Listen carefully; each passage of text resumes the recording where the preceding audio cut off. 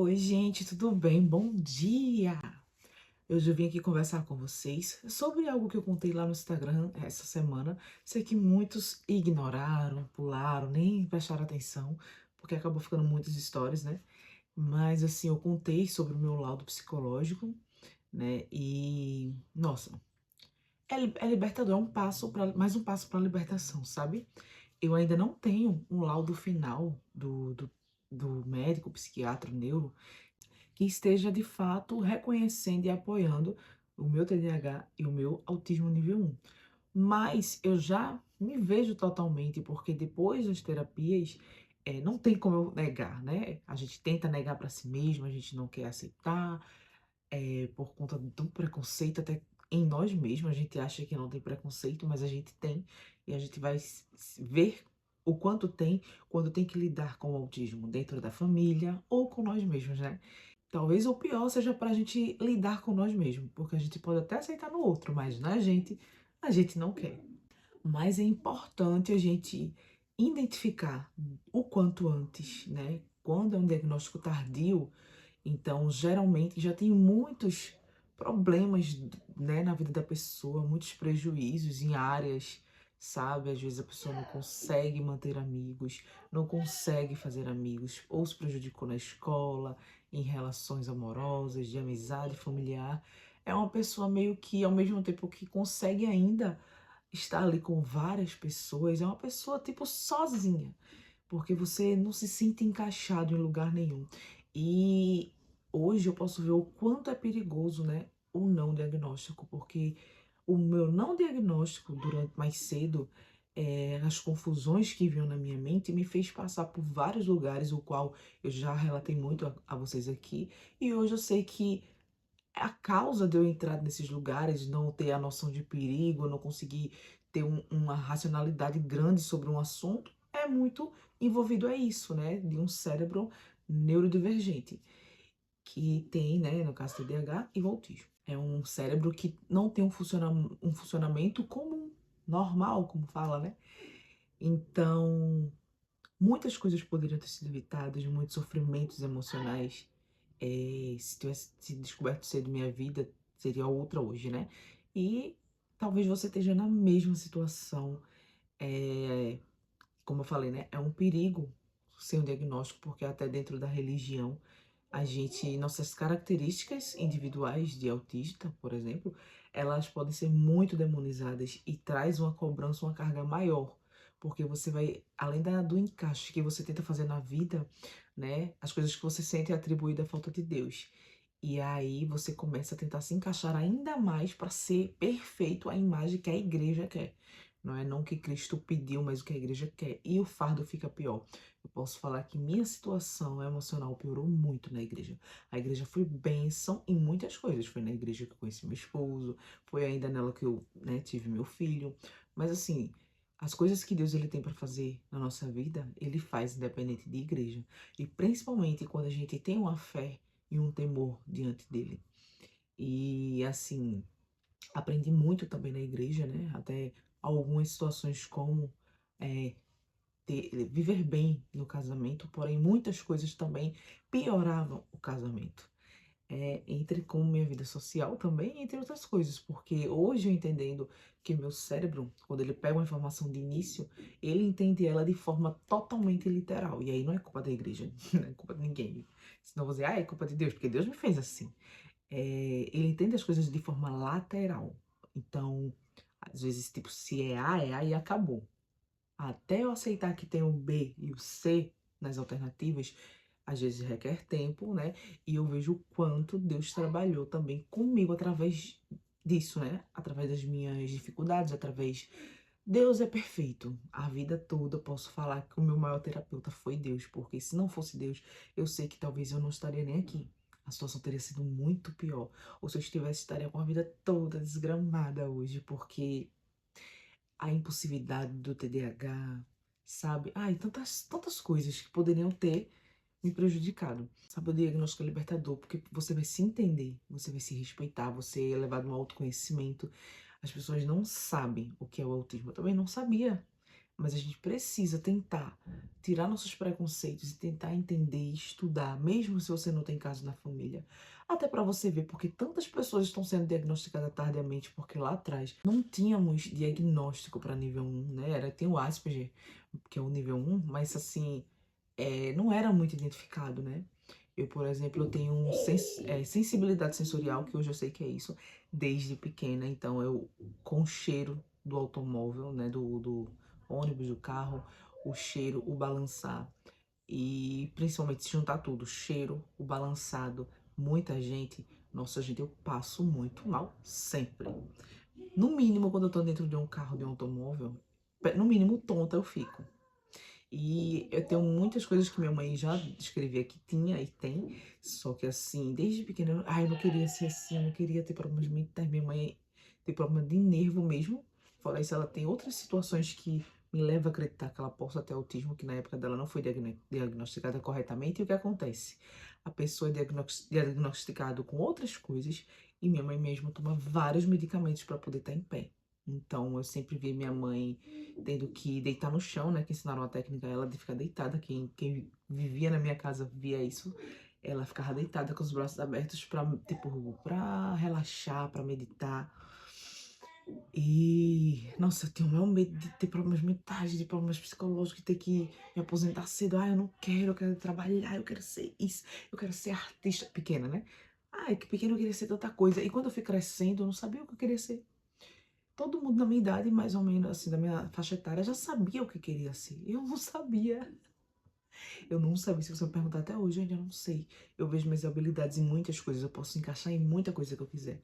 Só que eu tenho dificuldades que hoje eu consigo aceitar melhor. Então, muitas vezes, eu vou com tudo, com toda energia, com todo o gás pra começar algo. Mas eu me canso mentalmente e todo o meu corpo cansa e eu não consigo manter o foco naquilo. E não é que eu não queira. Eu sempre falava, nossa, é algo muito mais forte do que eu. E eu reconheci que era o meu emocional que me sabotava. Mas eu tentava viver. Nossa, eu vivi tentando. Muitas coisas eu alcancei. Só que após alcançar, parece que a adrenalina, sabe? O cérebro, tipo, não é mais isso que eu quero. Perde o interesse de tanto que eu foquei. E hoje eu sei que é a falta do foco ali do TDAH também, de conseguir permanecer, de concentração. Aí tem a questão também, o barulho, ele tipo, eu não consigo me concentrar. E na escola isso já me atrapalhava. Eu queria sentar na frente, mas a timidez extrema eu não conseguia. Então eu sempre aceitei a estar no canto para não ser visto. Eu tinha muito medo de ser vista. Gente, você não tem noção o quanto eu tenho problema com falar em público.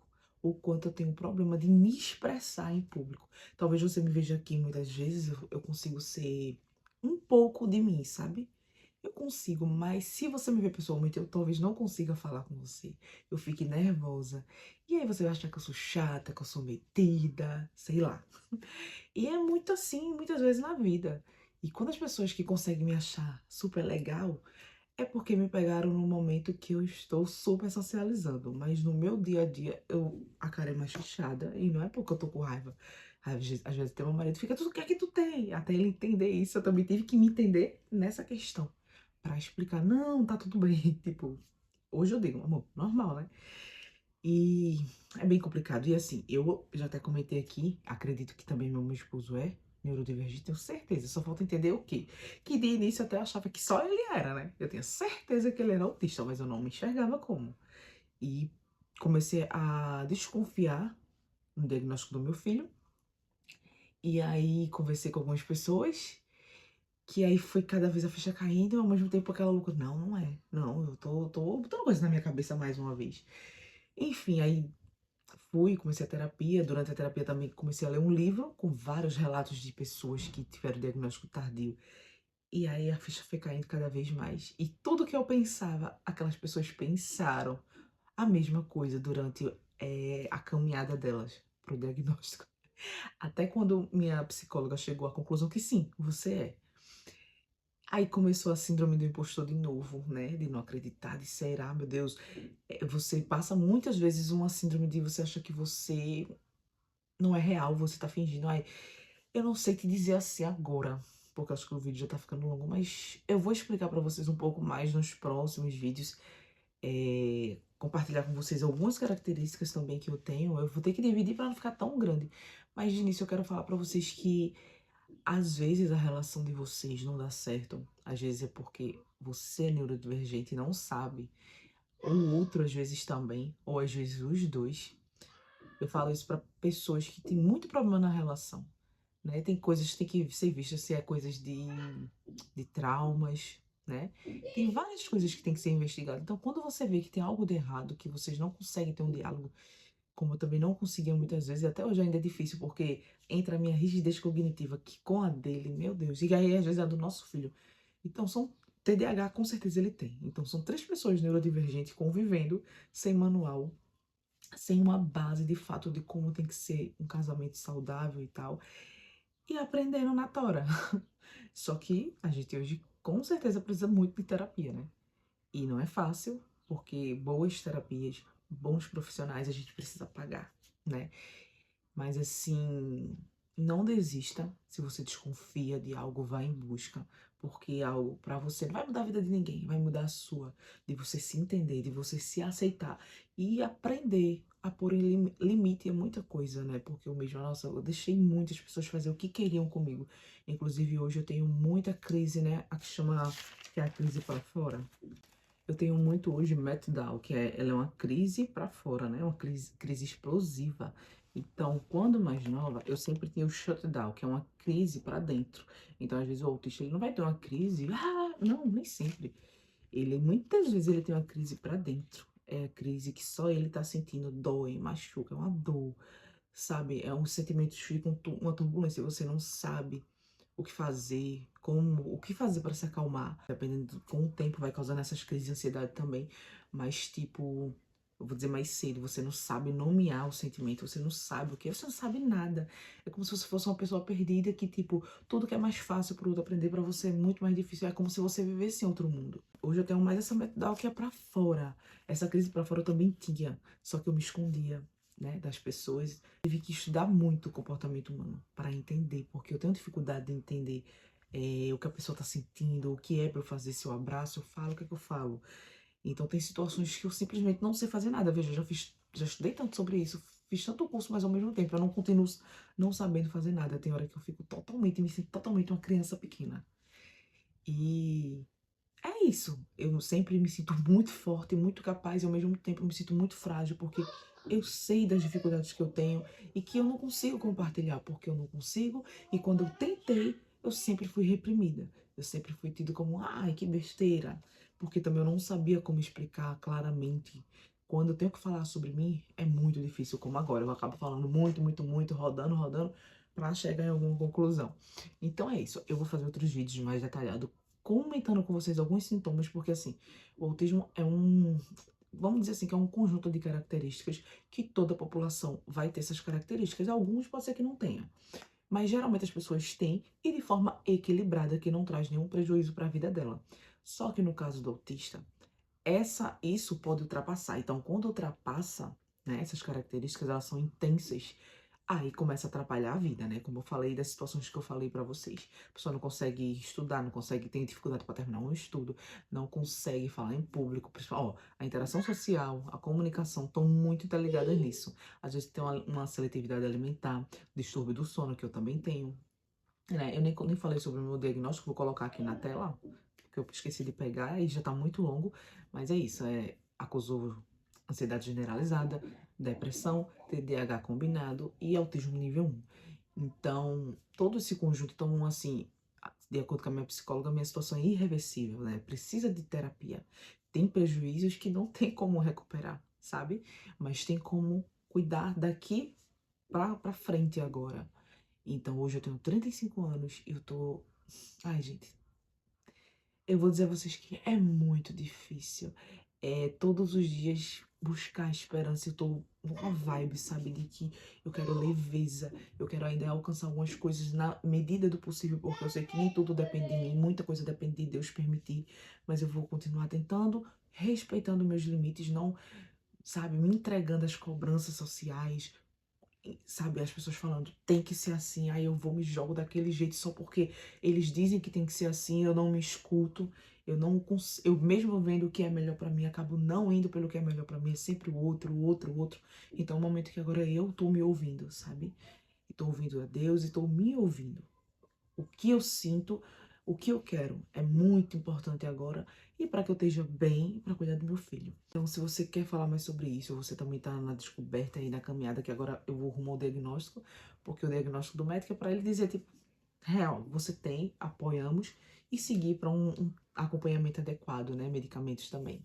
Enquanto isso, né, já fui para o psiquiatra, mas ele não concordou com tudo e é muito difícil porque dentro da própria medicina tem muito preconceito, né? Muitos profissionais não se capacitam e aí eles não conseguem reconhecer. Às vezes uns só conseguem trabalhar com criança, outros só com adolescentes e adulto. E, né, a gente fica meio perdido e às vezes tem diagnóstico errado. E é bem complicado, mas com persistência, com calma e você se reconhecendo e se cuidando já vai te ajudar muito, sabe? Muito, muito, muito, muito. E é isso, gente. Até o próximo vídeo. Vamos conversar mais sobre isso, sobre coisas das emoções. Vou trazer mais conteúdos espirituais também, tá? Da nova fase que eu tô. Não, talvez não seja a mesma de muita gente, mas eu sei que vai ser útil, né? Então, se você gosta de mim, gosta de me ouvir também, gosta das dicas que eu trago aqui pro canal, pode deixar também sua dica aqui abaixo do vídeo. Não esquece de curtir e seguir, tá bom? Um beijão, até a próxima.